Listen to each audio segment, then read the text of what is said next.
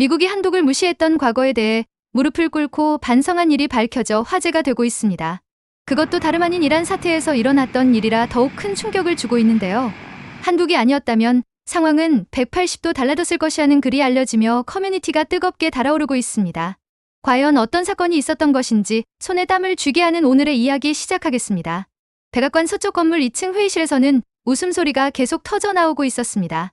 국무장관 마이클 브라운이 한국에서 온 제안서를 책상 위에 던지며 고개를 저었어요. 그의 입꼬리는 비웃음이 가득했죠.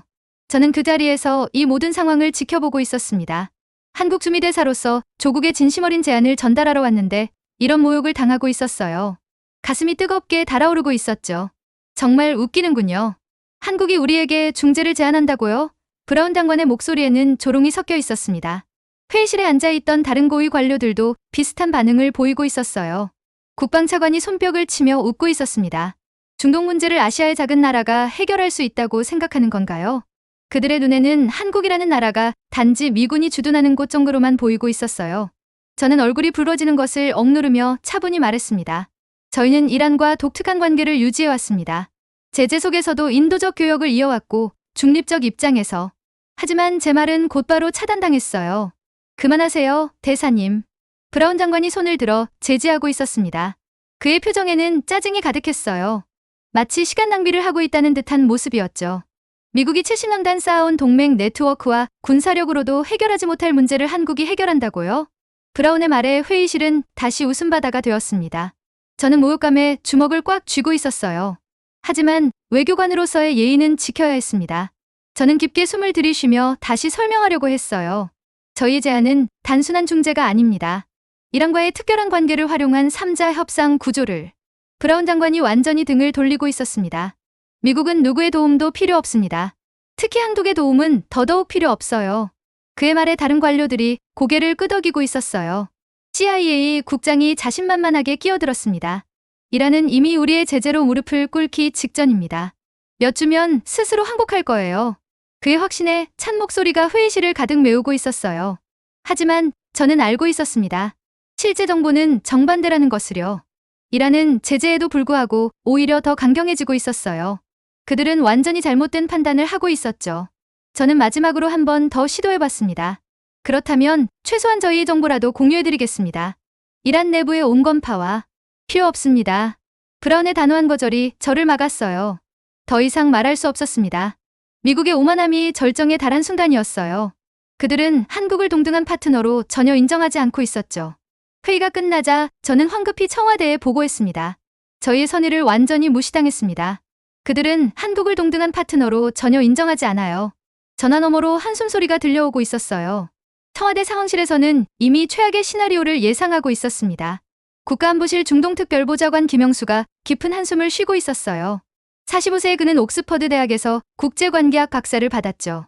김영수는 UN 평화유지군 출신으로 중동 지역에 대한 깊은 이해를 가지고 있었습니다. 결국 저희가 예상한 대로군요. 그가 동료들에게 말하고 있었어요. 그의 목소리에는 안타까움이 묻어나고 있었죠. 미국은 자신들의 힘만 믿고 있습니다. 하지만 이란은 그들이 생각하는 것보다 훨씬 강해요. 김영수는 과거 이라크 파병 시절 동료를 잃었던 아픈 기억을 떠올리고 있었어요. 중동에서 무력만으로는 해결할 수 없는 문제들이 너무 많다는 것을 그는 누구보다 잘 알고 있었습니다. 그의 가슴속에는 평화에 대한 간절함이 자리 잡고 있었어요. 청와대 지하 위기관리센터에서는 비상회의가 소집되고 있었습니다. 미국이 저희 제안을 거부했다고 해서 손 놓고 있을 수는 없습니다. 국가안보실장이 단호하게 말하고 있었어요. 한국은 독자적인 외교 채널 구축에 나서기로 결정했습니다. 미국의 거만한 거부가 결국 그들 자신의 발목을 잡게 될 것이라는 것을 그 순간 워싱턴의 누구도 예상하지 못하고 있었어요. 카타르와 스위스 라인을 동시에 가동하겠습니다. 김영수가 제안하고 있었습니다. 그는 국제회의에서 우연히 만난 카타르 외무장관과 스위스 정부 중재팀과 좋은 관계를 유지하고 있었어요. 이들이 한국에 숨겨진 외교 자산이 될 것이었죠. 한편 이란 테헤란에서는 미국의 최신 제재 발표를 지켜보며 혁명수비대가 더욱 강경한 대응을 준비하고 있었습니다. 호르무즈 해협에 배치된 이란 해군의 움직임이 심상치 않았어요. 폭풍 전야의 고요함이 중동 전역을 감싸고 있었죠. 2025년 3월 15일 오전 4시 30분, 페르시아만의 긴장감이 절정에 달했습니다.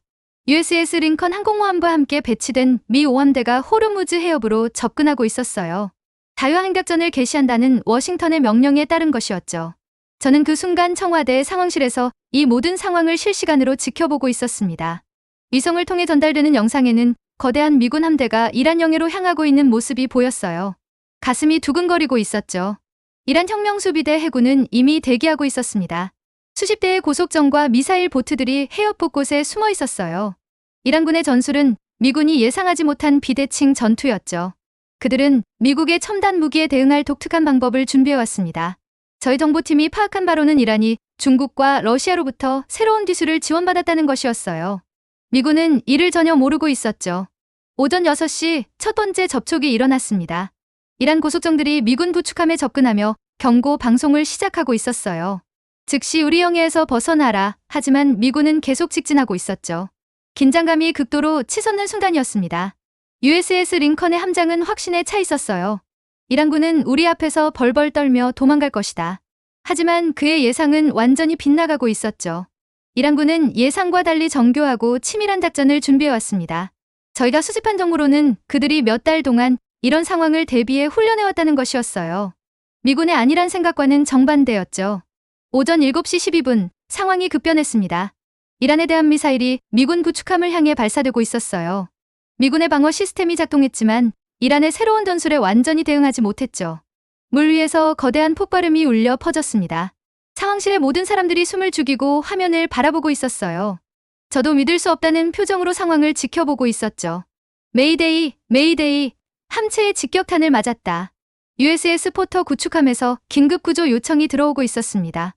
미군 함대는 순식간에 혼란에 빠졌어요. 이란군의 기습 공격은 예상보다 훨씬 정교하고 강력했죠. 이란의 무인기 떼가 하늘을 가득 메우고 있었습니다. 수백 개의 소형 드론들이 벌떼처럼 미군 함대를 공격하고 있었어요. 미군의 대공방어망도 이런 새로운 전술에는 제대로 대응하지 못했죠. 이게 뭐야? 어디서 이런 기술을? 함장들의 당황한 목소리가 교신망에 가득했습니다. 상황실에서 듣고 있던 저희도 놀라지 않을 수 없었어요. 이란의 군사기술이 이 정도일 줄은 몰랐죠. 오전 9시 충격적인 소식이 워싱턴에 전해졌습니다. 미군 함대가 호르무즈 해협에서 완전히 밀려나고 있었어요. CIA가 장담했던 이란의 항복은커녕 미군이 참패를 당하고 있었죠. 백악관 상황실은 순식간에 아수라장이 되었습니다. 어떻게 이런 일이? 브라운 국무장관의 얼굴이 창백해지고 있었어요. 이란군의 전투력을 완전히 과소평가했던 것이었죠. 더욱 충격적인 것은 이란이 중국과 러시아로부터 첨단 무기를 대량으로 지원받았다는 정보였습니다. 국방장관이 긴급 보고하고 있었어요. 이란의 미사일 기술이 저희 예상을 훨씬 뛰어넘습니다. 게다가 그들의 전술은 완전히 새로운 차원입니다. 미군이 준비한 전통적인 해상 전투 방식으로는 이란의 비대칭 전술을 막을 수 없었어요. 미국의 자신감이 산산조각 나고 있었죠. 페르시아만의 원유 운송이 완전히 중단되었습니다. 국제유가는 하루 만에 $200를 돌파하고 있었어요. 세계 경제가 흔들리기 시작했죠. 미국이 자신 있게 시작한 작전이 세계적 위기를 불러온 것이었습니다. 오후 2시 이란은 전 세계에 성명을 발표했습니다. 미제국주의의 침입을 완전히 격퇴했다. 테헤란 거리에서는 환호성이 터져 나오고 있었어요. 미군의 패배는 이란에게 큰 자신감을 주고 있었죠. 저녁 6시 워싱턴에서는 긴급 NSC 회의가 소집되고 있었습니다. 저희는 새로운 전략이 필요합니다는 목소리가 나오기 시작했어요. 하지만 아직까지 그 누구도 한국을 떠올리지 않고 있었죠. 미국의 오만함은 여전히 그들의 시야를 가리고 있었습니다. 호르무즈 해협 참패 소식이 전 세계에 알려지자 한국은 조용히 움직이기 시작했습니다. 김영수 보좌관은 청와대 지하 위기관리센터에서 카타르 도하로 향하는 항공편을 예약하고 있었어요. 공식적으로는 중동에너지 협력논의라는 명목이었죠. 하지만 실제 목적은 전혀 달랐습니다. 저는 김영수 보좌관의 진짜 계획을 알고 있었어요. 그는 미국이 실패한 지금이야말로 한국의 기회라고 생각하고 있었죠. 미국이 실패한 지금이 저희의 기회입니다. 김영수는 국가안보실장에게 보고하고 있었습니다. 그의 계획은 단순했어요. 카타르의 중재 능력과 한국의 독특한 위치를 결합하여 미국이 할 수 없었던 일을 해내는 것이었죠. 3월 20일 김영수는 도하 세인트레지스 호텔에서 카타르 외무장관 압둘라와 비밀 만남을 가졌습니다. 저는 그 자리에 동석하며 이 역사적인 순간을 지켜보고 있었어요. 호텔 최고층 회의실에는 긴장감이 감돌고 있었죠. 한국의 제안을 들어보고 싶습니다. 압둘라 장관의 눈에는 진지함이 가득했어요. 미국의 실패를 본 그도 새로운 해결책이 필요하다고 생각하고 있었죠. 저희는 이란과 특별한 관계를 유지해왔습니다. 김영수가 설명하고 있었습니다. 제재 속에서도 인도적 교역을 계속했고 특히 의료용품과 식료품 분야에서는 신뢰를 쌓아왔어요. 이것이 한동안의 독특한 외교 자산이었죠. 압둘라 장관이 관심을 보이고 있었습니다. 구체적으로 어떤 계획입니까? 김영수는 준비해온 자료를 펼쳤어요. 3단계 신뢰 구축 과정을 제안합니다. 첫째, 인도적 지원 확대. 둘째, 경제협력 방안 모색. 셋째, 안보 우려 해소를 위한 대화. 김영수의 설명에 압둘라 장관이 고개를 끄덕이고 있었어요. 미국의 접근 방식과는 완전히 달랐죠. 카타르 측에서는 즉시 긍정적인 반응을 보였습니다. 한국의 접근 방식이 훨씬 현실적입니다. 압둘라 장관이 미소를 지으며 말했어요. 미국이 힘으로만 밀어붙이려 했다면 한국은 상호 이익을 추구하는 방식을 제안한 것이었죠. 같은 시각 스위스 베른에서도 비슷한 움직임이 있었습니다. 한국 외교부 차관이 스위스 정부 중재팀과 만나 한국 주도의 평화 프로세스를 논의하고 있었어요. 스위스는 오랜 중립국으로서 이런 중재의 경험이 풍부했죠. 3월 22일 김영수는 더욱 대담한 계획을 실행에 옮겼습니다. 이란 이스파한에 있는 한국 영사관을 통해 이란 외무부에 직접 메시지를 전달한 것이었어요. 한국은 미국과 달리 이란의 자존심을 존중합니다. 이란 측의 반응은 놀라웠습니다. 그들은 한국의 제안에 신중하게 검토해보겠다고 답하고 있었어요. 미국에게는 절대 들어줄 수 없는 말을 한국에게는 한 것이었죠. 한국이 쌓아온 신뢰의 힘이었습니다. 김영수는 이란 핵 협상 경험자들과도 비공식 접촉을 시도했습니다. 한국은 이란의 핵 프로그램을 일방적으로 비난하지 않습니다. 대신 평화적 해결 방안을 함께 모색하고 싶어요. 이런 접근 방식이 이란 온건파들의 마음을 움직이고 있었어요. 저는 이 모든 과정을 지켜보며 한국 외교의 새로운 가능성을 느끼고 있었습니다. 미국이武力으로 해결하려던 문제를 한국은 지혜와 인내로 풀어가고 있었어요. 정말 감동적인 순간이었죠. 3월 25일 결정적인 순간이 왔습니다. 이란 최고국가안보위원회에서 한국과의 대화 가능성을 공식 검토하기로 했다는 소식이 전해진 것이었어요. 이것은 미국이 수년간 이루지 못한 성과였죠. 한국 청와대에서는 조심스럽게 환영했습니다. 아직 시작일 뿐입니다.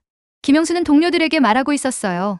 그는 과거 이라크에서 동료를 잃었던 경험 때문에 중동 문제에 대해 더욱 신중했죠. 성급한 낙관은 금물이었습니다. 워싱턴에서는 한국의 움직임을 전혀 눈치채지 못하고 있었어요. 그들은 여전히 이란을 굴복시킬 새로운 제재 방안을 논의하고 있었죠. 한국이 조용히 만들어가는 평화의 다리는 그들의 시야 밖에 있었습니다. 김영수는 가족들에게도 말하지 않고 비밀 임무를 수행하고 있었어요. 중학생 아들과 초등학생 딸에게는 단순히 아빠가 평화를 위해 일하고 있다고만 말했죠. 하지만 그의 아내는 남편이 무언가 중대한 일을 하고 있다는 것을 직감하고 있었습니다. 김영수가 밤늦게까지 전화통화를 하며 자료를 정리하는 모습을 보고 있었어요. 평소와는 다른 긴장감이 느껴졌죠. 3월 말 한국의 비밀 외교가 첫 번째 결실을 맺었습니다. 이란이 한국과의 대화에 공식적으로 동의한 것이었어요. 이 소식은 아직 전 세계에 알려지지 않았지만 중동 평화의 새로운 전환점이 될 것이었죠. 4월 3일 오전 8시 백악관 오벌 오피스에서는 역사상 가장 굴욕적인 회의가 열리고 있었습니다. 대통령은 창백한 얼굴로 국무장관과 국방장관을 노려보고 있었어요. 이란과의 대화 채널이 완전히 끊어졌다고요? 그의 목소리에는 분노와 절망이 섞여 있었습니다. 저는 청와대 상황실에서 이 모든 상황을 실시간으로 파악하고 있었어요. 미국의 당황스러운 모습이 위성을 통해 전달되고 있었죠. 예, 카카. 브라운 국무장관이 고개를 숙이고 있었습니다. 저희의 모든 중재 요청을 거부했습니다. 러시아나 중국을 통한 우회 접촉도 실패했어요. 호르무즈 해협 참패 이후 미국의 영향력은 중동에서 급격히 추락하고 있었죠. 더욱 충격적인 소식이 이어졌습니다. 이란이 한국과 평화 대화를 시작했다는 정보를 입수했습니다. CIA 국장의 보고에 오벌 오피스는 정적이 흘렀어요. 얼마 전 무시했던 바로 그 한국이 불가능한 일을 해낸 것이었죠. 한국이요? 대통령이 믿을 수 없다는 표정으로 되물었습니다. 저희가 거부했던 그 한국의 제안 말입니까? 순간 모든 사람의 얼굴이 굳어지고 있었어요. 그들의 오만함이 되돌아와 자신들을 향해 칼날을 겨누고 있었죠. 국방장관이 상황을 더욱 암울하게 만들었습니다. 현재 국제 유가가 $220를 넘어섰습니다. 동맹국들도 독자적인 해결책을 찾고 있어요. 미국의 권위가 무너지고 있었죠. 세계는 더 이상 미국만을 바라보지 않고 있었습니다. 4월 5일 결정적인 순간이 왔습니다. 한국 주미대사에게서 한이란 평화 대화 중간 결과 브리핑 요청이 들어온 것이었어요. 얼마 전 노역했던 바로 그 대사로부터 온 연락이었죠. 브라운 장관은 체면이 구겨지는 것을 느끼고 있었습니다. 저는 주미대사의 입장에서 이 순간을 경험할 수 있었어요. 며칠 전까지 비웃던 사람들이 이제는 도움을 구하러 오고 있었죠. 오후 3시 국무부 회의실에서 한국 대사를 만난 브라운 장관의 첫 마디는 예상과 달랐습니다. 죄송합니다, 대사님. 그의 목소리에는 이전의 오만함이 전혀 없었어요. 완전히 달라진 모습이었죠. 저희가 한국의 선의를 제대로 이해하지 못했습니다. 한국 대사는 차분했어요. 지난 일은 잊겠습니다. 중요한 것은 평화입니다. 하지만 그의 마음속에는 복잡한 감정이 교차하고 있었죠. 무시당했던 기억과 현재의 반전된 상황이 아이러니하게 느껴졌습니다. 현재 이란과의 대화가 어느 정도 진전되었습니까? 브라운이 조심스럽게 물어보고 있었어요. 한국 대사는 준비해온 자료를 펼쳤습니다. 3단계 신뢰 구축 과정 중 1단계가 성공적으로 진행되고 있습니다. 이란이 한국과의 대화에서 보인 유연성은 놀라웠어요. 한국을 통해서라면 미국과의 대화도 고려해볼 수 있다는 메시지까지 전달한 상태였습니다. 하지만 조건이 있었어요. 미국이 먼저 진정성을 보여야 한다는 것이었죠. 브라운 장관은 체면을 완전히 구겨뜨리고 요청했습니다. 한국이 저희를 도와주실 수 있겠습니까? 얼마 전 누구의 도움도 필요 없다고 선언했던 바로 그 입에서 나온 말이었어요. 완전한 굴복이었죠. 4월 7일 더욱 극적인 상황이 벌어졌습니다.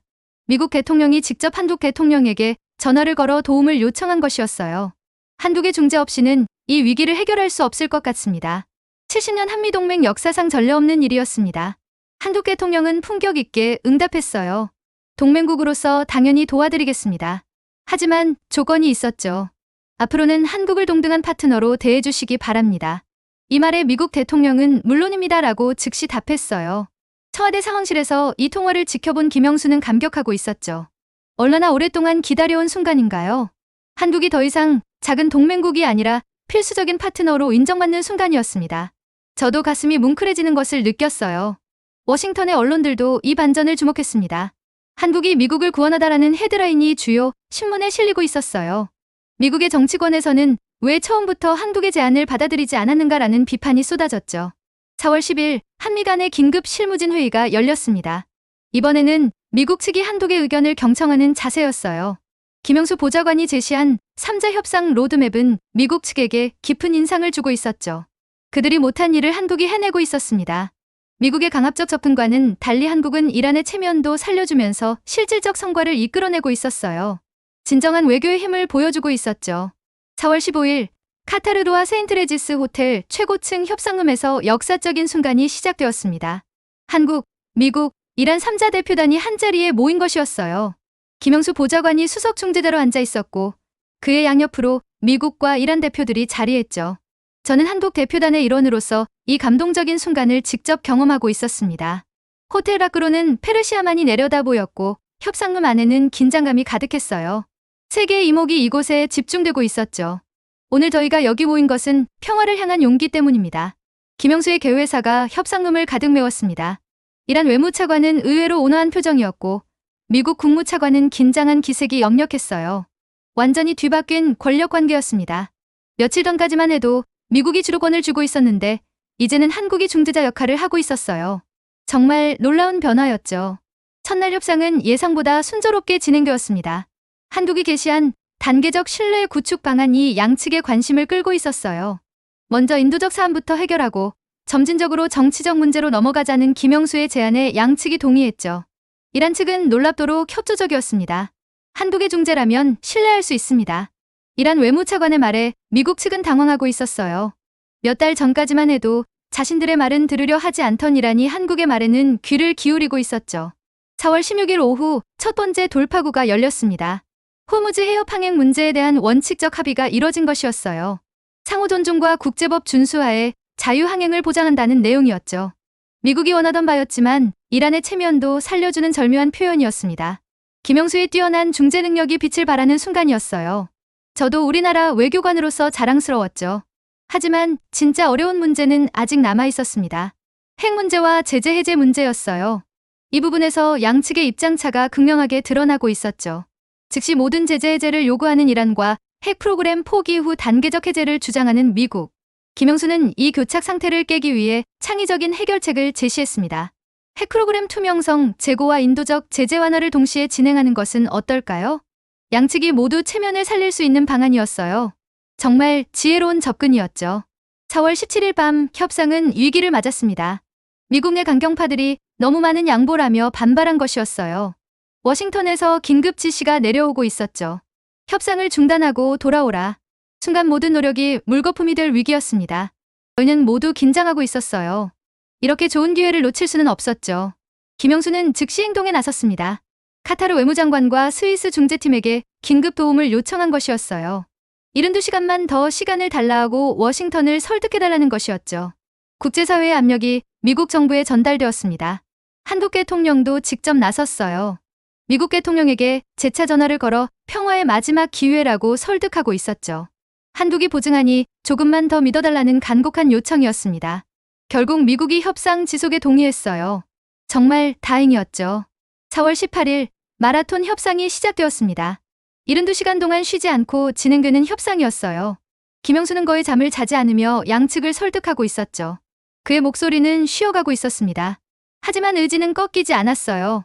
저희 모두가 김영수를 응원하며 함께 노력하고 있었죠. 평화를 위한 마지막 노력이었습니다. 20일 새벽 4시 기적이 일어났습니다. 모든 핵심 쟁점에 대한 합의가 도출된 것이었어요. 이란미국 평화 로드맵이라는 이름의 역사적 문서가 탄생했죠. 협상룸에는 감격의 박수가 터져나왔습니다. 저도 눈물이 나올 뻔했어요. 정말 불가능해 보였던 일이 현실이 되고 있었죠. 합의 내용은 혁신적이었습니다. 이란의 핵 프로그램 투명성 확대, 미국의 단계적 제재 완화, 호르무즈 해협 평화 유지, 그리고 한국의 지속적 중재 역할까지 포함되었어요.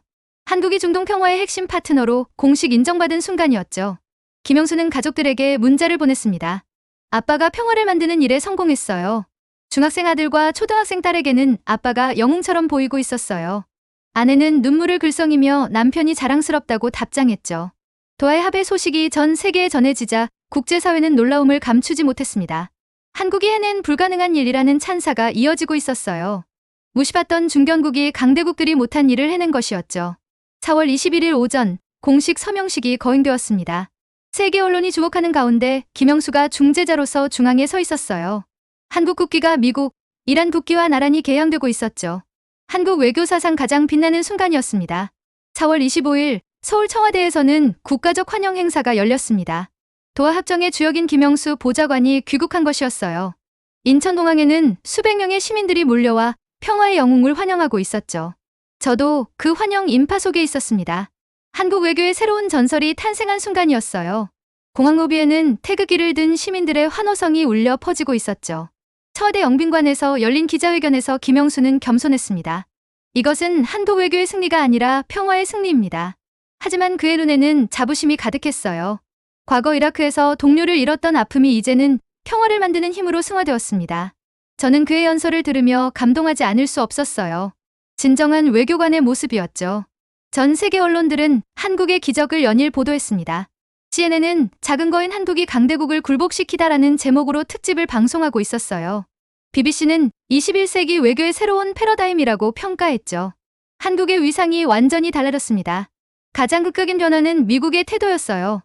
브라운 국무장관이 서울을 방문해 공개적으로 사과하고 있었죠. 저희 오만함을 깊이 반성합니다. 앞으로 한국을 진정한 동반자로 대하겠습니다. 백악관 브리핑에서도 한국의 뛰어난 외교력을 극찬하고 있었어요. 완전히 달라진 모습이었죠. 이란의 변화도 놀라웠습니다. 테헤란에서는 한국 감사 집회가 열리고 있었어요. 이란 최고 지도자는 공개 성명에서 한국은 진정한 평화의 친구라고 선언했죠. 수십 년간 적대 관계였던 미국과 이란을 화해시킨 한국의 역할을 높이 평가한 것이었습니다. 정말 자랑스러운 순간이었어요. 한국이 세계 평화에 기여할 수 있다는 것을 증명했죠. 5월 1일 UN 안보리에서는 한국 주도 중동 평화 프로세스에 대한 찬사 결의안이 만장일치로 통과되었습니다. 중견국 외교의 모범 사례하는 평가와 함께 한국의 추가적인 중재 역할을 요청하고 있었어요. 한국이 세계 평화의 핵심 파트너로 인정받은 순간이었습니다. 김영수의 가족들도 새로운 삶을 시작했어요. 중학생 아들은 친구들에게 우리 아빠가 세계 평화를 만들었어 라고 자랑하고 있었죠.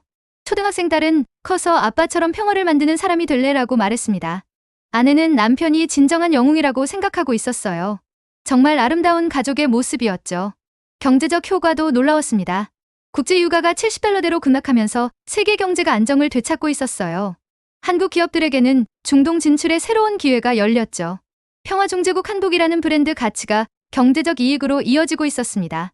한국의 외교 위상도 급상승했어요. 각국에서 한독식 중재 방법을 배우려는 외교관들이 몰려오고 있었죠. 서울대, 연세대, 고려대 등의 평화학과가 신설되었습니다. 김영수는 초빙 교수로 학생들을 가르치게 되었어요. 한국이 평화교육의 메카가 되고 있었죠. 가장 인상적인 것은 국제사회의 인식 변화였습니다. 한국이 더 이상 분단 국가나 미군 주둔지로만 인식되지 않게 되었어요. 평화를 만드는 나라, 지혜로운 중재자라는 새로운 이미지가 확립되고 있었죠.